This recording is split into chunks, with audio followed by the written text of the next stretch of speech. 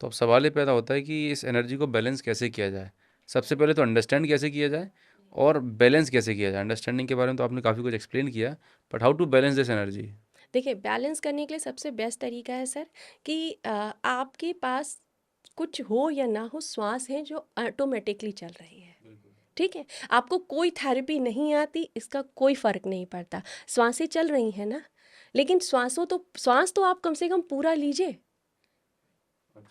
ठीक है, 90% आज आपके व्यूवर या मेरे व्यूवर जो भी इसे देख रहे हैं, वो अगर चेक करें तो मैं ये दावे के साथ कह सकती हूँ, और प्लीज़ आप लोग कमेंट भी कीजिएगा कि आप में से कितने लोग हैं जब आप चेस्ट पे हाथ रख रहे हैं या पेट पे हाथ रख रहे हैं और आपकी सांस लेते समय आपका हाथ ऊपर आ रहा है। रिवर्स ब्रीदिंग कर रहे होते हैं ज़्यादातर लोग। तो आप क्या कर रहे हो? आधी सांसें ले रहे हो। आधी सांस। ठीक है, तो इससे क्या हो रहा है? अग्नि तत्व प्रज्वलित नहीं हो रहा है। ओके। ठीक है भाई, आपकी पूरी बॉडी में पंच तत्व है। ठीक है, आपका अग्नि, वायु, जल, पृथ्वी, आकाश। इसमें सबसे ज़्यादा रोल जिसका माना गया है वो अग्नि है, क्योंकि वो प्राणा है। ठीक, अगर प्राण ऊर्जा में जो अग्नि तत्व है, मान लीजिए कि कहीं एक छोटा सा दिया जल रहा है, ठीक, और कहीं पर एक लकड़ी जल रही है, उस लकड़ी पर अगर हम थोड़ी सी हवा कर दें, यही होता है ना बचपन में, जो अगर कभी गांव में या कभी अभी जाड़ा होके गया या आपने कभी लकड़ियां जलाई हैं और उस पर हवा करें तो क्या होता है? अग्नि और तेज जलती है। ठीक है, आपको वायु और अग्नि का जो प्रोसेस बनाएगा वो बनाया ही इसलिए गया कि जब आप डीप ब्रीथ करेंगे तो अग्नि तक आपकी सांसें जाएंगी और वो प्रज्वलित होकर आपके सातों चक्रों से होकर क्राउन तक आएगी।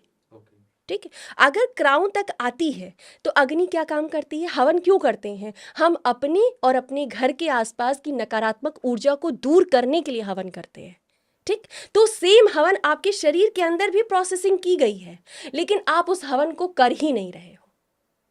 इसीलिए बाहर के हवन की ज़रूरत पड़ रही है। इसीलिए बाहर की ओर।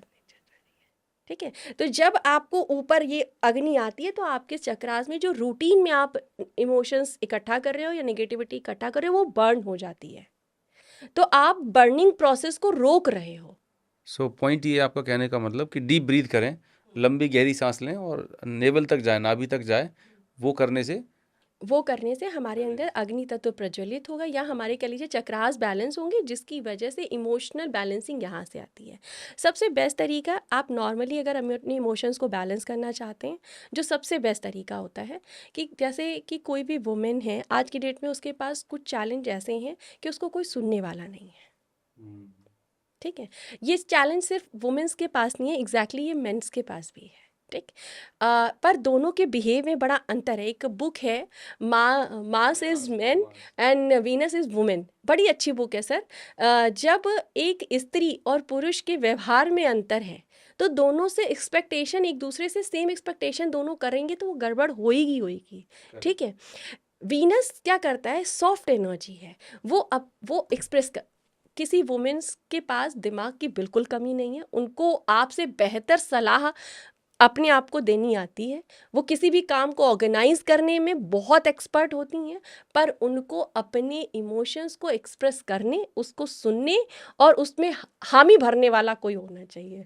एग्जैक्टली ठीक है, इसको ऐसे मान लीजिए कि उसको एक तरीके से नर्चर करने की ज़रूरत इसलिए है क्योंकि वो एक्सप्रेस करना चाहती है। और मास कैसा है? मास एक ज्वलंत एनर्जी है। ठीक है, उसको सुनना नहीं पसंद है, उसको ये है कि आप कमांड दो, मैं काम करूँगा। वो एनर्जी है, मतलब वो फास्ट एनर्जी है, उसको कमांड चाहिए, वो कमांड काम करेगा। अब दो विपरीत एनर्जी को एक साथ रखकर एक अलग लेवल की एक्सपेक्टेशन की जा रही है, तो वो फिर अलग तरीके, ये दोनों को समझने की ज़रूरत है, वुमेन को भी और मेन को भी, कि कहीं ना कहीं हमें वो मेंस के अकॉर्डिंग, और कहीं वुमेन को ये समझने की ज़रूरत है कि हम मेंस के अकॉर्डिंग, या मेंस को समझने की ज़रूरत है कि हमें वुमेन्स के अकॉर्डिंग कुछ कुछ चीज़ों में एक सिंपल चीज़ों को करने की ज़रूरत है। जैसे कि अगर एक वुमेन को बताने की ज़रूरत है और वो नहीं सुन रहा है, तो भाई आपके पास बताने के लिए सिर्फ वो एक सिंगल माध्यम नहीं है, बहुत सारी ऐसी रेमेडीज़ हैं। एक कैथारसिस इसमें से एक है। आप पेन उठाइए, कॉपी उठाइए, दिन भर की जितने भी विचार हैं आप लिख डालिए और जला दीजिए, उसे खत्म हो गए।